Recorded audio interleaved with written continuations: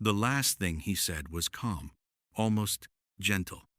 After 8 years of flying for Malaysia Airlines and more than 15 years on the Boeing 777, Captain Zaharia Ahmad Shah keyed his microphone at 1:19 in the morning, 8,000 feet over the South China Sea, and spoke 6 words to air traffic control. "Good night, Malaysia 370. 38 seconds later, his transponder went dark. The plane turned around.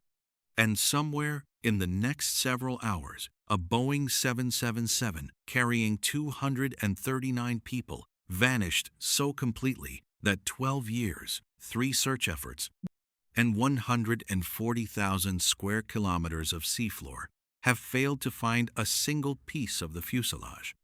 This is the most expensive missing persons case in human history. 2 months ago, in March of 2026, the latest search ended with nothing.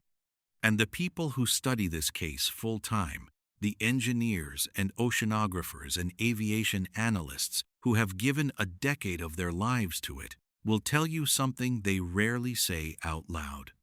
They are no longer sure the wreckage will ever be found.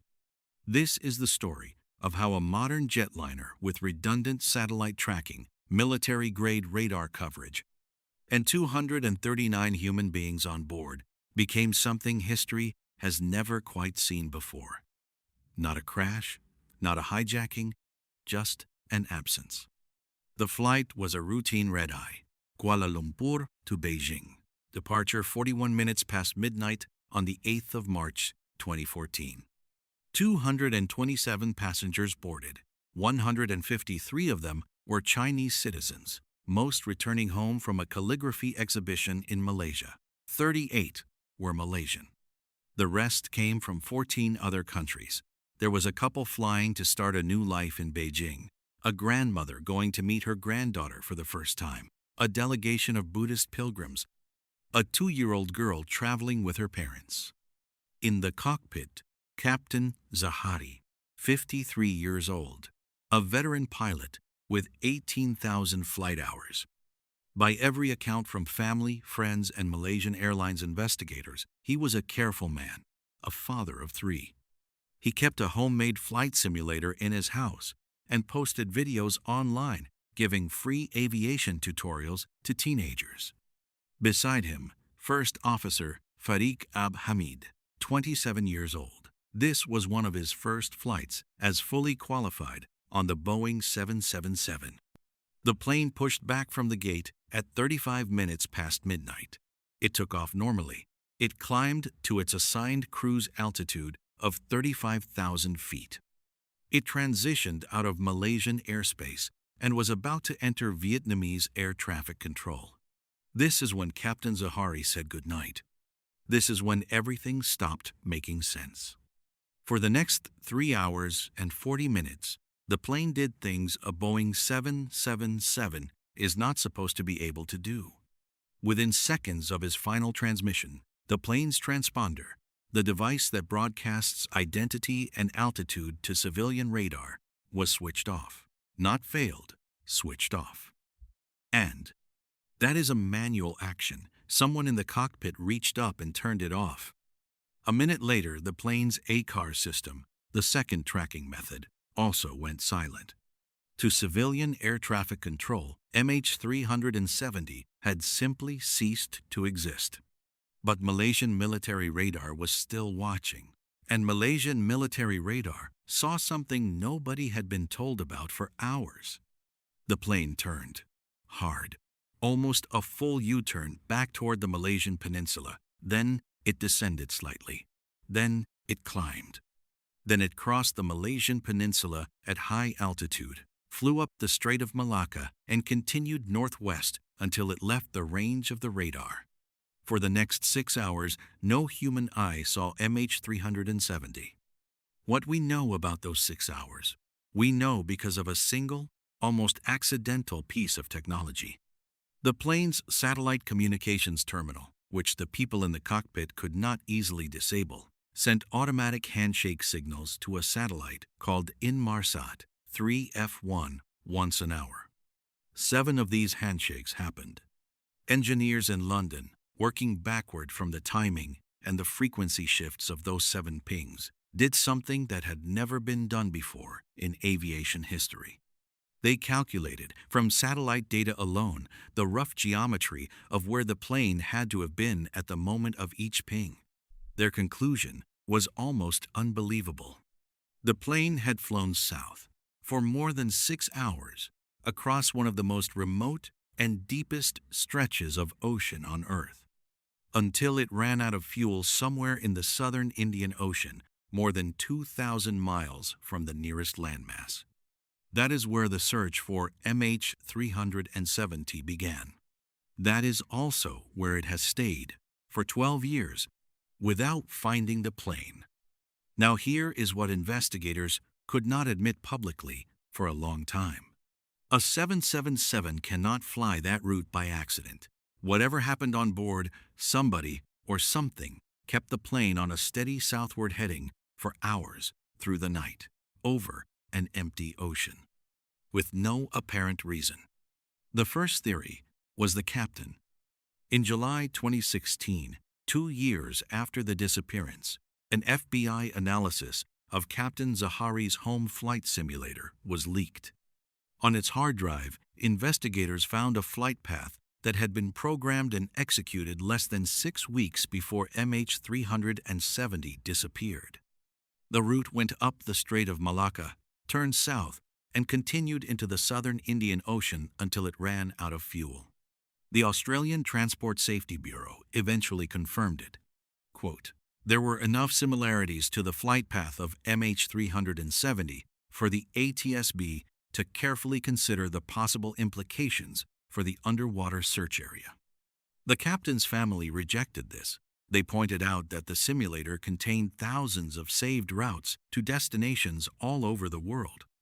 They pointed out that no note had been left, no goodbye to his children, no financial trouble, no political grievance, no medical condition, no marital crisis.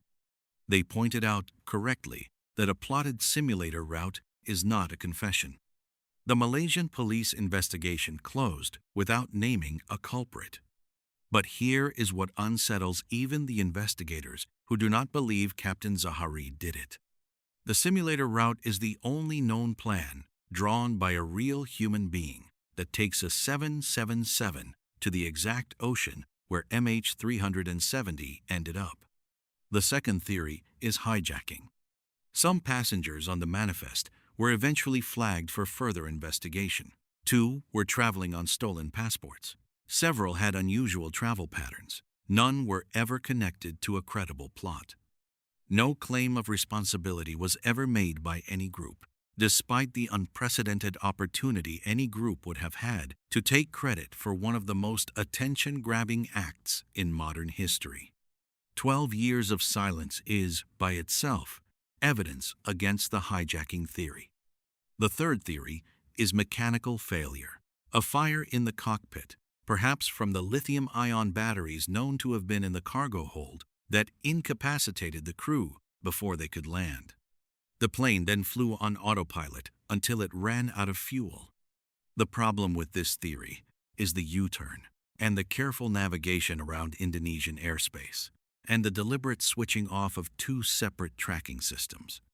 Mechanical fires do not steer planes around radar.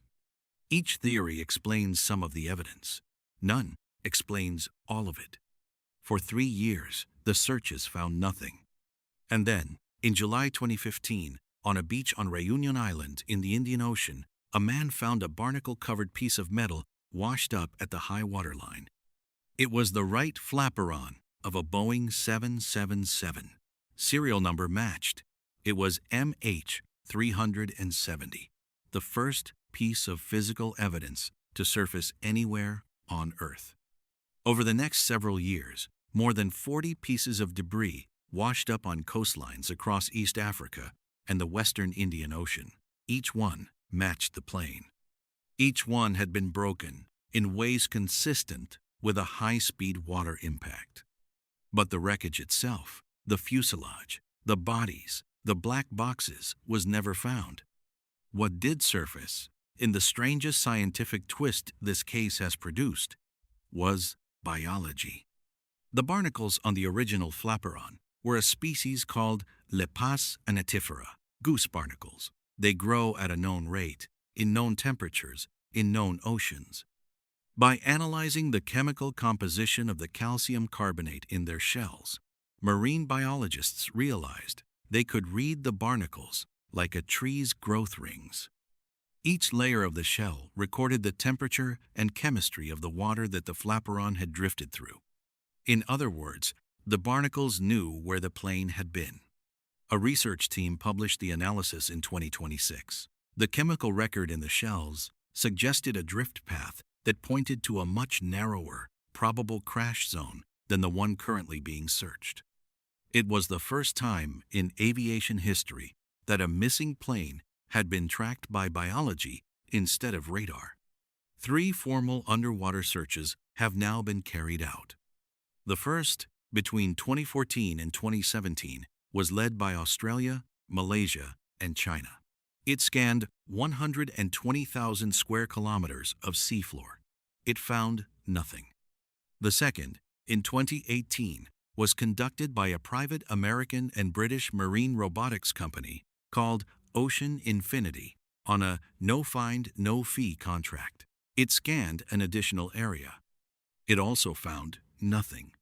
The third began in March 2025 after Ocean Infinity, working from new analysis, including the barnacle data, identified a 15,000 square kilometer high probability zone. The Malaysian government approved the search. The reward, if the plane was found, was $70 million. The search ran in 2 phases, March of 2025, then a longer push from December 30th, 2025 to January 23rd, 2026. Across both phases, Ocean Infinity scanned roughly 7,571 square kilometers of seabed. On March 8, 2026, exactly 12 years to the day after MH370 disappeared, Malaysia's Air Accident Investigation Bureau informed the families of the passengers that the operation had concluded. No wreckage had been found. In total, Ocean Infinity has now spent 151 days at sea hunting for this plane. They have mapped over 140,000 square kilometers of seafloor. That is an area larger than the country of Greece. They have used the most advanced underwater sonar and autonomous robotics ever deployed for a civilian search. And the plane is still missing. Here is what nobody is saying out loud. The families of the 239 people who boarded that flight have been split for years. Some of them, particularly the Chinese family members, want the search to continue at any cost. They want a body to bury. They want a black box to play.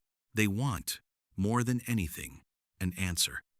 But others, including some of the Malaysian and Australian families, have begun to ask whether the searching itself has become its own kind of suffering. 12 years of false hopes, 3 search efforts, hundreds of millions of dollars, and every announcement, every press conference, every high probability zone identified by the latest analysis brings the same result: nothing. There is a phrase the psychologist Pauline Boss invented for this. She called it ambiguous loss, a grief that cannot be completed because the loss itself is unfinished. The brain cannot file what it does not know. For the families, for the engineers, for the analysts who have spent 10 years on this case, MH370 is the largest unfinished sentence in modern history. There is one more thing. Ocean Infinity has not formally given up. The company stated that the conclusion of the 3rd phase did not end its commitment. The Malaysian government has said it will consider any new credible information. The barnacle research is ongoing.